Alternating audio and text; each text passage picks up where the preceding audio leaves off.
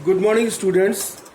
Today I am going to start a new chapter, that is chapter number 6 of class 8 mathematics, and this is my episode number 1, and the chapter is squares and square roots. So now first we will learn about what is squares and what is square roots. So since we know that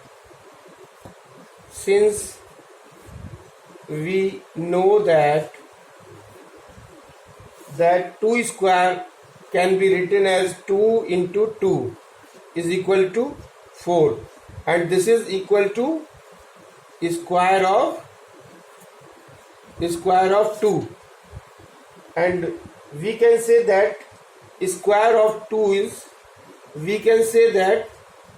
square of 2 is equal to 4, and similarly if 4 square can be written as 4 into 4, and this is equal to 16, and this is square of 4, and this can be we can say that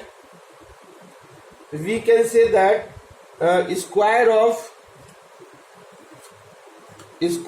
this 4 is equal to 16. So from the above we can say that 4 and 16 are called perfect square. This 4 and 16 are called perfect square. So this is perfect square,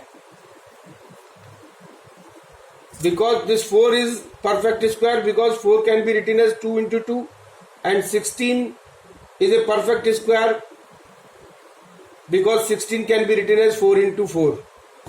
Now the next point, to check that whether a given natural number is a perfect square or not. अगर हमको ये check करना है कि कोई भी हमको natural number दिया हुआ है और ये चेक करना है कि whether it is a perfect square और not, then we will follow the following 3 steps.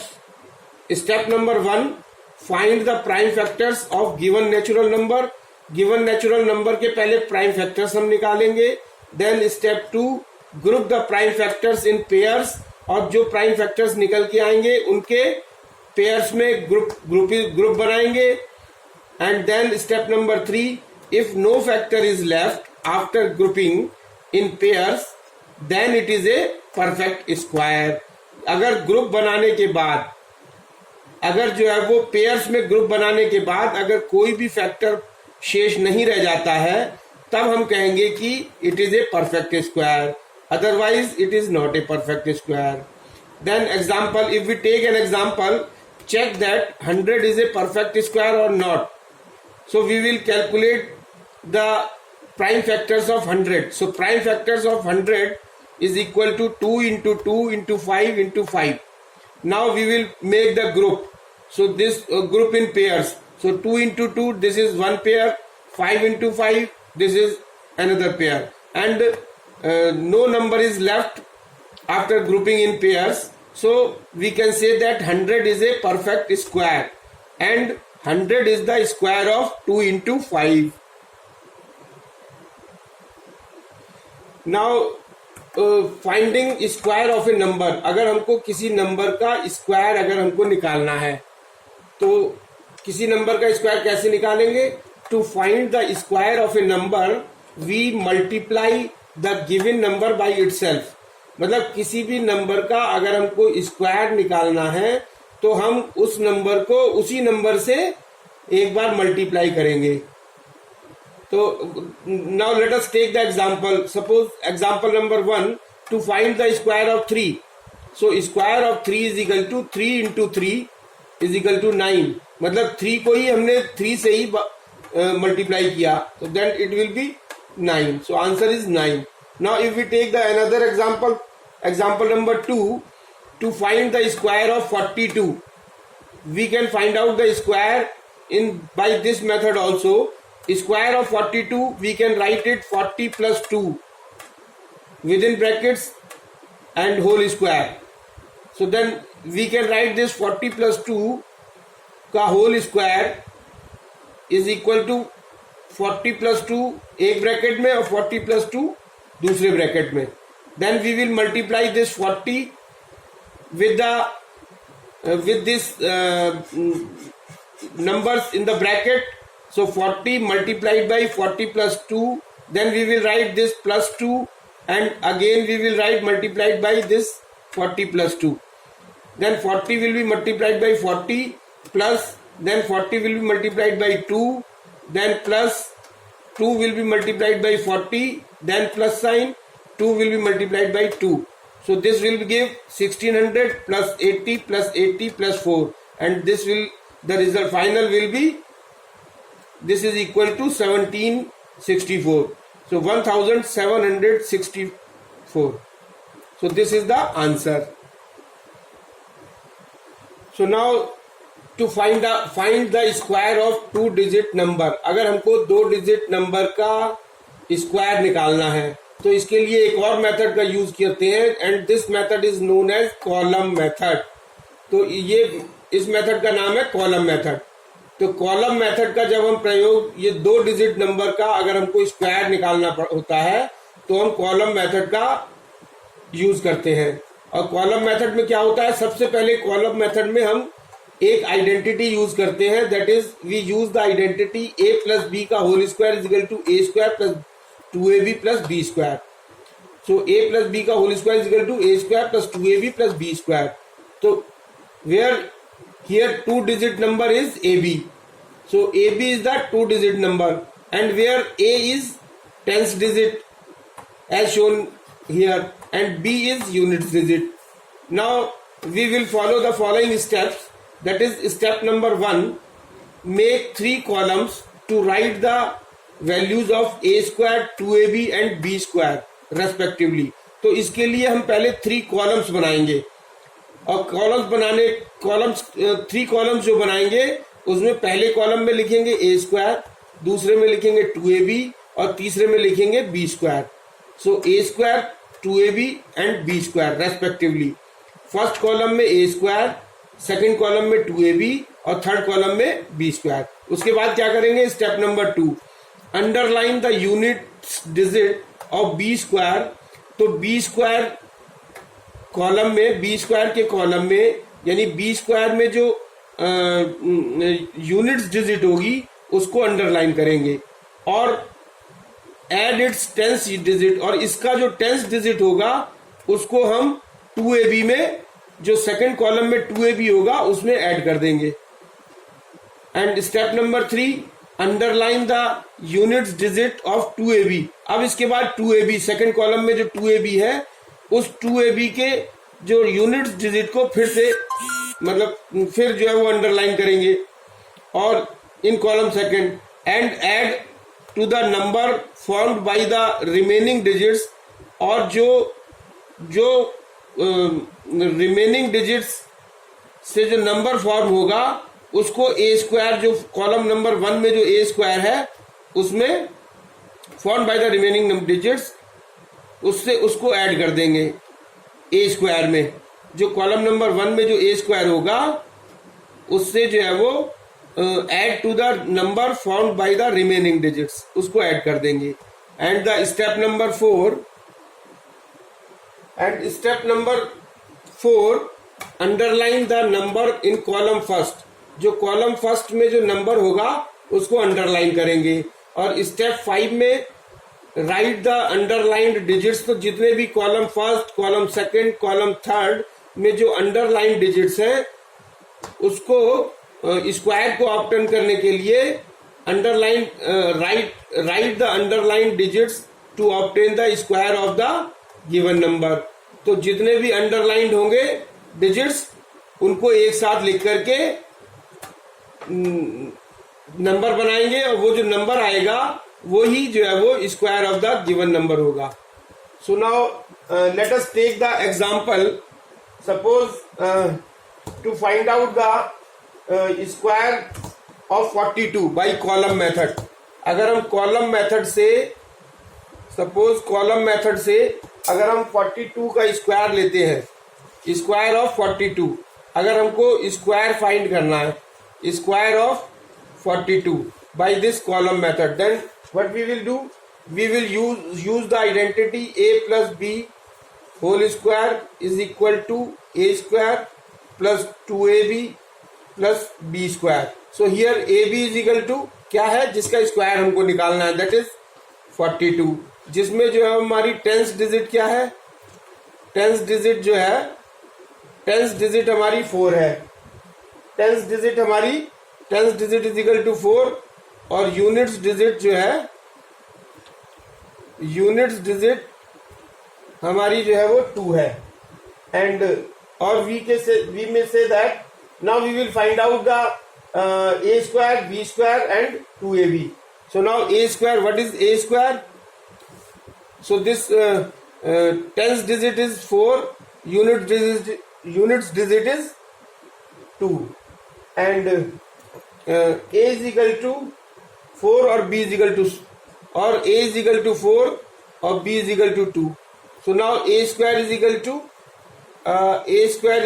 to 4 square is equal to 16, and b square is equal to 2 square is equal to 4, and 2ab is equal to 2 into 4 into 2 is equal to 16. So now we will make 3 columns. Now we will make 3 columns. That is column number 1, column number 2, and this is column number 3. So we will make 3 columns, and this is column number 1, this is 2, and this is column number 3. So here we will write the identity, this a square, 2ab and b square. Now what we will do? Here we will put the b square. So b square is equal to 4. So here we will put 4. Then we will do underline. So अब इसमें हमने underline कर दिया इस 4 में, और अब इसका जो है वो यूनिट्स डिजिट को 2ab में, 2ab we will find out 2ab is 16 as I have already calculated here. We will put over here. तो अगर इसका यूनिट डिजिट कोई होता, यूनिट्स डिजिट अगर कोई होता तो वो इसमें हम ऐड कर देते, लेकिन यूनिट्स डिजिट इसमें नहीं है. यूनिट डिजिट जो है वो इसमें नहीं है,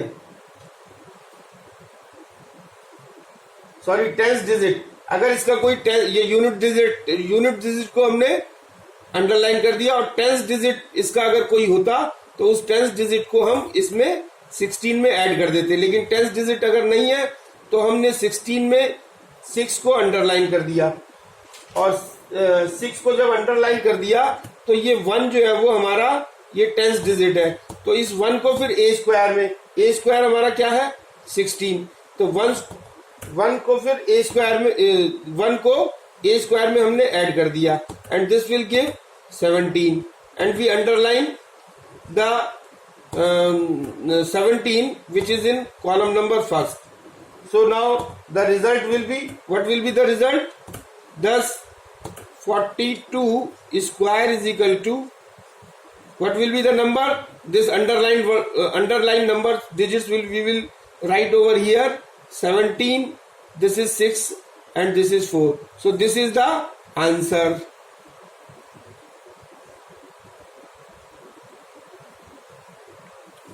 Now to find the square of any number irrespective of the numbers of the digits in the given number, अगर कोई ऐसा नंबर दिया हुआ है जिसमें 2 या 2 से अधिक नंबर्स हैं, तो उन नंबर का स्क्वायर निकालने के लिए हम डायगोनल मेथड का यूज करते हैं.